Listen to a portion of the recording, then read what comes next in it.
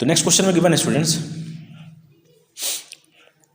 कि from a top of a 7 metre high building, ठीक है, किसी 7 मीटर हाई बिल्डिंग के टॉप से, ठीक है, तो पहले हम एक बिल्डिंग कंस्ट्रक्ट कर लेते हैं।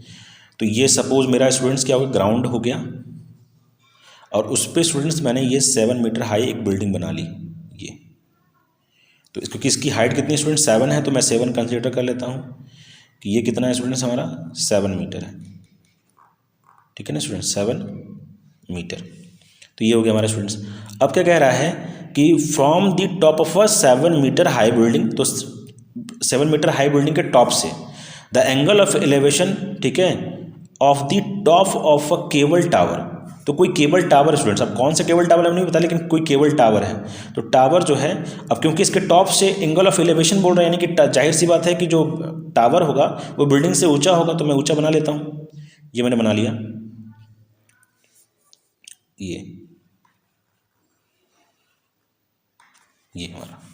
अब ये टावर स्टूडेंट्स, तो यहाँ से बोल रहा है कि जो एंगल ऑफ एलिवेशन है कहाँ से, टॉप से, किसके, बिल्डिंग से, ठीक है, ये ऐसे,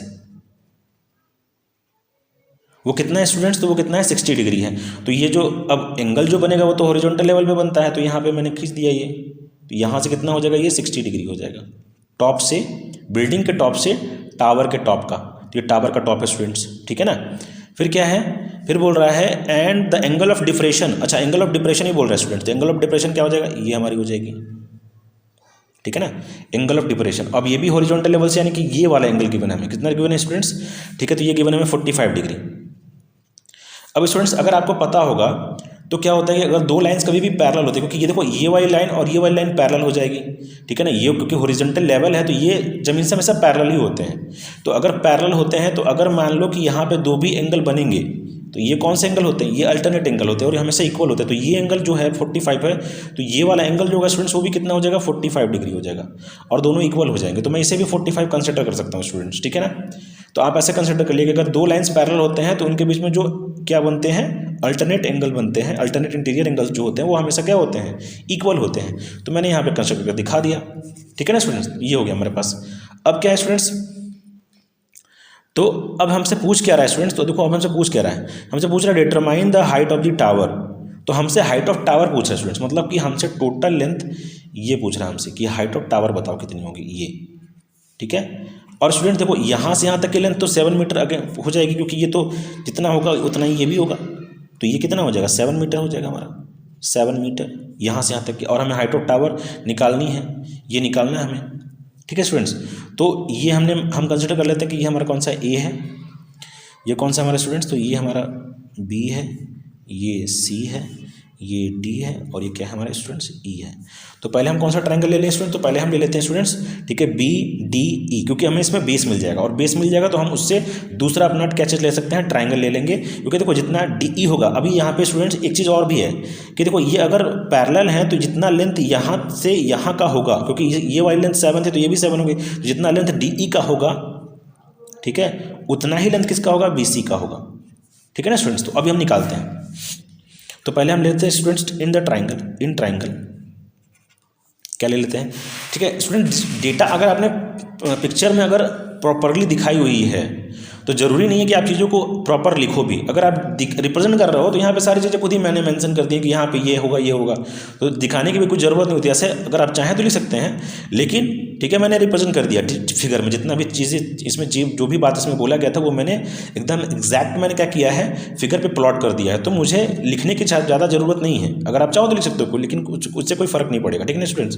तो यहाँ पे क्या है कि ट्रायंगल ए बी सी, ठीक है, क्या हो जाएगा स्टूडेंट्स, तो देखो ए बी सी अगर लेते हैं, ए बी सी ले लें या फिर ठीक है ना स्टूडेंट्स, ए बी सी ले लेते हैं, चलो ठीक है देखते हैं, या फिर पहले स्टूडेंट्स ए बी सी नहीं लेते हम पहले ये ले लेते हैं इन ट्रायंगल। पहले हम बी ई और डी ले लेते हैं, तो बी ई एंड डी।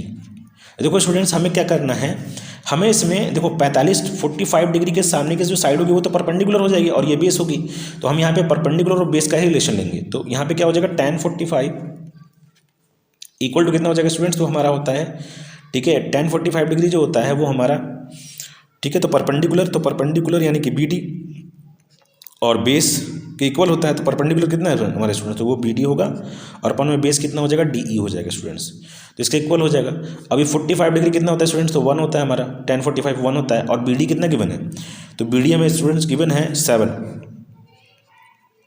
ठीक है, और हमें डी ई कितना गिवन है स्टूडेंट्स, तो डी ई हमें जो है वो हमें ठीक है फाइंड करना था, ठीक है ना, डी ई हमें क्या करना है स्टूडेंट्स, फाइंड करना है, ठीक है। तो डी ई कितना आ जाएगा स्टूडेंट्स, अगर हम इधर कर देंगे तो डी इक्वल टू कितना हो जाएगा, 7 मीटर हो जाएगा। तो ये 7 स्टूडेंट्स, तो हमारा बी सी भी कितना हो गया, बी सी भी 7 हो गया, ठीक है ना स्टूडेंट्स। अगर ये 7 तो ये भी हमारा कितना हो गई, अगर ये वाली लेंथ कितनी हो गई, हमारी डी ई 7 हो गई, तो ये लेंथ भी कितनी हो जाएगी, 7 मीटर हो जाएगी। तो अभी चेक कर लेते हैं स्टूडेंट्स, और अगर ये आ गया तो ये फिर निकालने में प्रॉब्लम नहीं होगा। और अगर ए सी निकालेंगे स्टूडेंट्स, तो ए सी की जो लेंथ होगी उसको हम सी में ऐड कर देंगे, तो हमें टोटल टावर की लेंथ पता चल जाएगी। तो नाउ ठीक है, नाउ क्या हो जाएगा स्टूडेंट्स, ठीक है, पहले आप इसे नोट कर लीजिएगा स्टूडेंट्स, देन इसे, ठीक है ना, जिधर स्पेस होता है मैं उधर ही लिख देता हूँ, ठीक है, ताकि अगर स्पेस कुछ और भी लिखना हो तो स्पेस थोड़ा सा बचा रहे, ठीक है ना स्टूडेंट्स। तो आप समझ जाइएगा। तो क्या हो जाएगा, नाउ इन ट्राइंगल, ठीक है, इन ट्राइंगल कौन सी स्टूडेंट्स, तो ए बी सी क्या हो जाएगा, तो ए बी सी अगर लेते हैं स्टूडेंट्स, तो इसमें भी देखो हमें परपेंडिकुलर और बेस का रिलेशन लेंगे, तो tan 60, तो tan 60 बराबर कितना हो जाएगा स्टूडेंट्स, परपेंडिकुलर अपॉन में बेस, और परपेंडिकुलर कितना है स्टूडेंट्स, तो हमारा ए सी है, और बेस कितना हमारा स्टूडेंट्स, तो बी सी है, ठीक है। अब tan 60 कितना होता है स्टूडेंट्स, तो √3 होता है, और ए सी कितना होता है स्टूडेंट्स, तो ए सी हमें निकालना है, और बी सी कितना होता है स्टूडेंट्स, तो बी सी हमने निकाला था, क्योंकि बी सी और देखो स्टूडेंट्स बी सी और जो डी ई हो जाएंगे वो दोनों के दोनों 7 के इक्वल हो जाएंगे, क्योंकि दोनों तो इक्वल ही थे, लगभग पैरेलल हैं, तो लगभग ये दिख रहा है हमें कि इक्वल ही होंगे ये।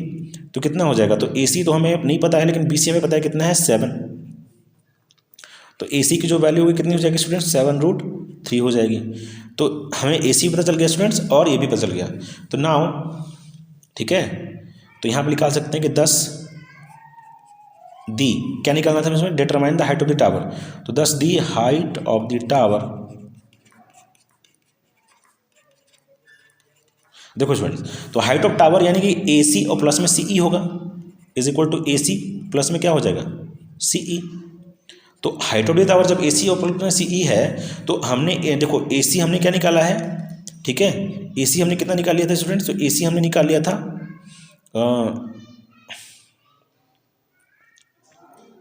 ठीक है, तो ए सी हमने निकाला है 7√3,